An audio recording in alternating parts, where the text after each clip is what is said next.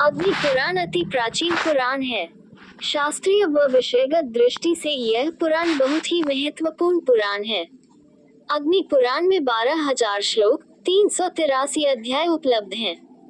स्वयं भगवान अग्नि ने महर्षि वशिष्ठ जी को ये पुराण सुनाया था, इसलिए इस पुराण का नाम अग्नि पुराण प्रसिद्ध है।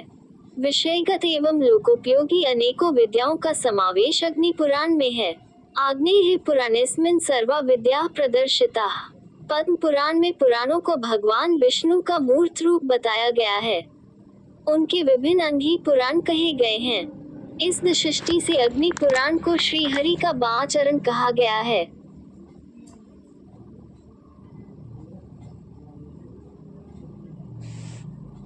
अग्नि पुराण में अनेकों विद्याओं का समन्वय है, जिसके अंतर्गत दीक्षा विधि, संध्या पूजन विधि, भगवान कृष्ण के वंश का वर्णन, प्राण प्रतिष्ठा विधि, वास्तु पूजा विधि, संवत्सरों के नाम, सृष्टि वर्णन, अभिषेक विधि, देवालय निर्माण फल, दीपदान व्रत, तिथि व्रत, वार व्रत, दिवस व्रत, मास व्रत, दान महात्म्य, राजधर्म, विविध स्वप्न, शकुन अपशकुन, स्त्री पुरुष के शुभाशुभ लक्षण, उत्पात शांत विधि, रत्न परीक्षा, लिंग का लक्षण, नागों का लक्षण, सर्पदंश की चिकित्सा, गया यात्रा विधि, श्राद्ध कल्प, तत्व दीक्षा, देवता स्थापन विधि, मनवंतरों का परिगणन, बलि वैश्वदेव, गृह यंत्र, त्रिलोकीय मोहन मंत्र, स्वर्ग नरक वर्णन, सिद्धि मंत्र, व्याकरण, छंद शास्त्र, काव्य लक्षण, नाट्य शास्त्र, अलंकार, शब्दकोश, योगांग, भगवद गीता, रामायण, रुद्र शांति, रस, मत्स्य कूर्म अवतारों की बहुत सी कथाएं और विद्याओं से परिपूर्ण इस पुराण का भारतीय संस्कृत साहित्य में बहुत बड़ा महत्व है।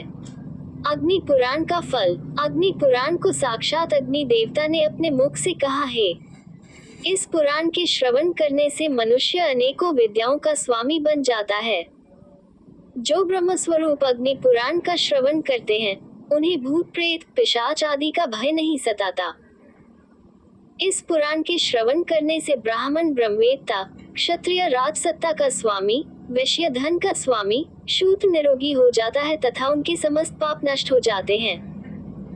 इतना ही नहीं, जिस घर में अग्नि पुराण की पुस्तक भी हो, वहाँ विघ्न बाधा, अनर्थ, अपशकुन, चोरी आदि का बिल्कुल भी भय नहीं रहता। इसलिए अग्नि पुराण की कथा का श्रवण अवश्य करना चाहिए।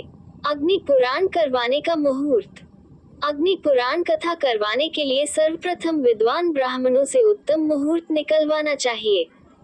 अग्नि पुराण के लिए श्रावण, भाद्रपद, आश्विन, अगहन, माघ, फाल्गुन, वैशाख और ज्येष्ठ मास विशेष शुभ हैं।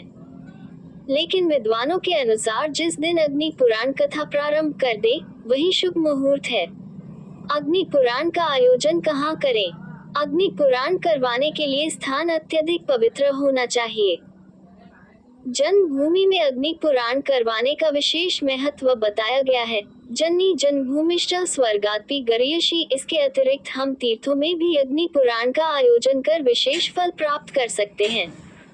फिर भी जहाँ मन को संतोष पहुँचे, उस स्थान पर कथा करने से शुभ फल की प्राप्ति होती है। अग्नि पुराण करने के नियम। अग्नि पुराण का वक्ता विद्वान ब्राह्मण होना चाहिए। उसे शास्त्रों एवं वेदों का सम्यक ज्ञान होना चाहिए। अग्नि पुराण में सभी ब्राह्मण सदाचारी हों और सुंदर आचरण वाले हों।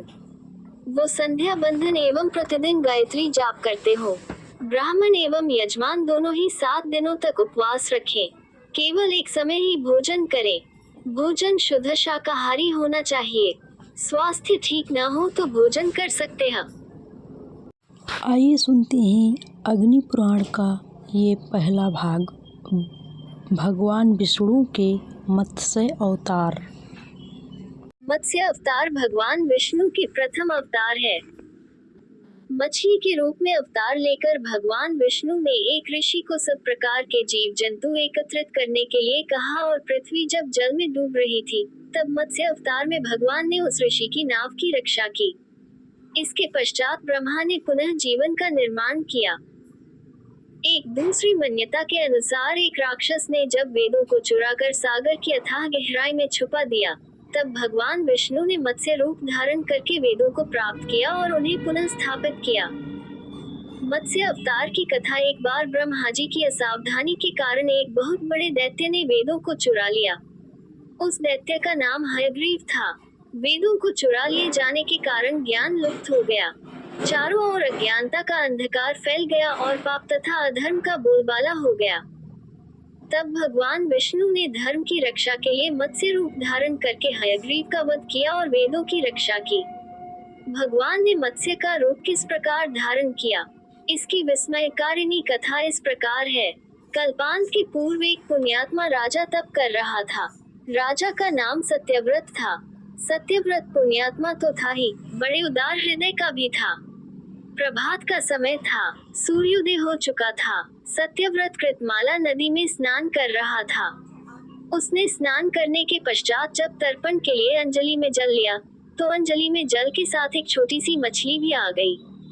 सत्यव्रत ने मछली को नदी के जल में छोड़ दिया। मछली बोली, राजन, जल के बड़े बड़े जीव छोटे छोटे जीवों को मारकर खा जाते हैं। अवश्य कोई बड़ा जीव मुझे भी मारकर खा जाएगा। कृपा करके मेरे प्राणों की रक्षा कीजिए।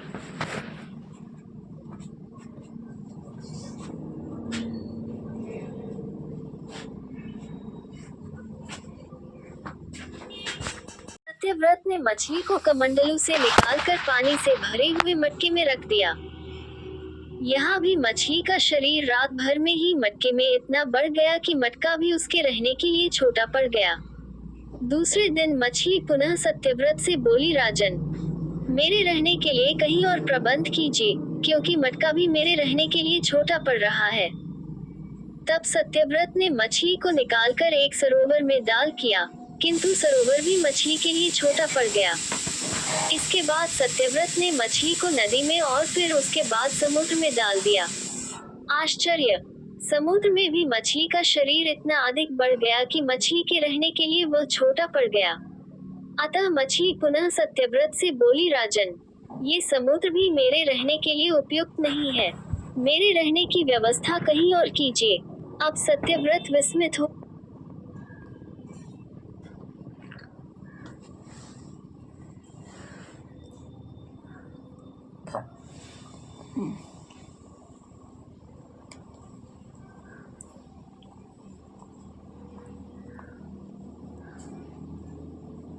समुद्र उमड़ उठेगा, भयानक वृष्टि होगी, सारी पृथ्वी पानी में डूब जाएगी। जल के अतिरिक्त कहीं कुछ भी दृष्टिगोचर नहीं होगा। आपके पास एक नाव पहुंचेगी। आप सभी अनाजों और औषधियों के बीजों को लेकर सप्त ऋषियों के साथ नाव पर बैठ जाएगा। मैं उसी समय आपको पुनः दिखाई पड़ूंगा और आपको आत्म तत्व का ज्ञान प्रदान करूंगा। सत्यव्रत उसी दिन से हरि का स्मरण करते हुए प्रलय की प्रतीक्षा करने लगे। 7वें दिन प्रलय का दृश्य उपस्थित हो उठा। समुद्र भी उमड़कर अपनी सीमाओं से बाहर बहने लगा। भयानक वृष्टि होने लगी। थोड़ी ही देर में सारी पृथ्वी पर जल ही जल हो गया। संपूर्ण पृथ्वी जल में समा गई। उसी समय एक नाव दिखाई पड़ी। सत्यव्रत सप्त ऋषियों के साथ उस नाव पर बैठ गए। उन्होंने नाव के ऊपर संपूर्ण अनाजों और औषधियों के बीज भी भर लिए। नाव प्रलय के सागर में तैरने लगी। प्रलय के उस सागर में उस नाव के अतिरिक्त कहीं भी कुछ भी नहीं दिखाई दे रहा था। सहसा मत्स्य रूपी भगवान प्रलय के सागर में दिखाई पड़े।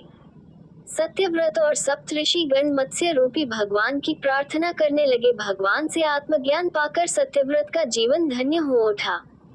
वे जीते जी ही जीवन मुक्त हो गए। प्रलय का प्रकोप शांत होने पर मत्स्य रूपी भगवान ने हयग्रीव को मारकर उससे वेद छीन लिए। भगवान ने ब्रह्मा जी को पुनः वेद दे दिए। इस प्रकार भगवान ने मत्स्य रूप धारण करके वेदों का उद्धार तो किया ही, साथ ही संसार के प्राणियों का भी अमित कल्याण किया।